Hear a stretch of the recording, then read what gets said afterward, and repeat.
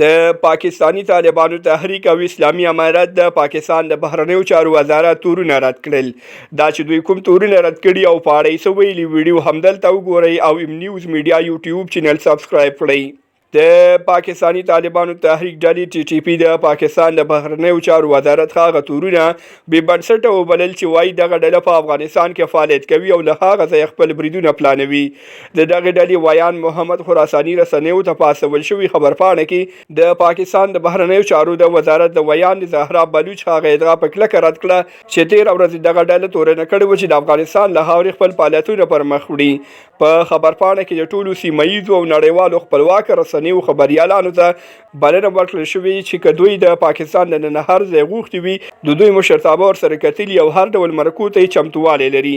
په خبرپاڼه کې دا رنګه لیکل شوي چې د ډیورنډ په کرښه د اغزن تار غځول ترڅنګ د امنیتي کمرو شتوالی د 800 شاوخوا کې د بې پیلوټ الوتکو ګازمې او د زرګونو پاکستاني سرتیرو په مشتدا پر دغه کرښه انسانان خو لا پرېږده چې مرغۍ هم ربط نشي وهلی، نو زموږ وسلوال به څنګه پرې تګ راتګ وکړي.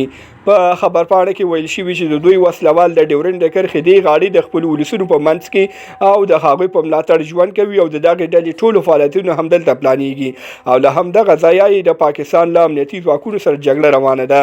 د تحریک طالبان پاکستان ټي ټي پی دغه توند غبرګون له هغې وروسته مخې ته راځي چې تېره ورځ د پاکستان د بهرنیو چارو وزارت ویان د ممتاز زهرا بلوچ په یوه خبري ناسته کې دغه ډله تورنه کړه چې د افغانستان په خاوره کې پټنځایونه لري او له همدغه ځایه د وسلوالو بریدونو لپاره پلانونه جوړوي.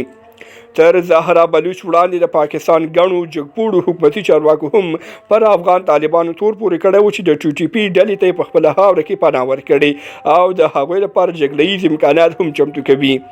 خو طالبانو دغه تورونه په کلکه رد کړي او پاکستاني چارواکي د خپل هیواد د امنیت په ټینګښت کې ناکامه بللي دي. تاسې په دې اړه څه نظر لرئ؟ له لیدو او ملتیا مو نړۍ مننه. شیر او سبسکرایب مو هېر نشي. تر بیا ښې چارې.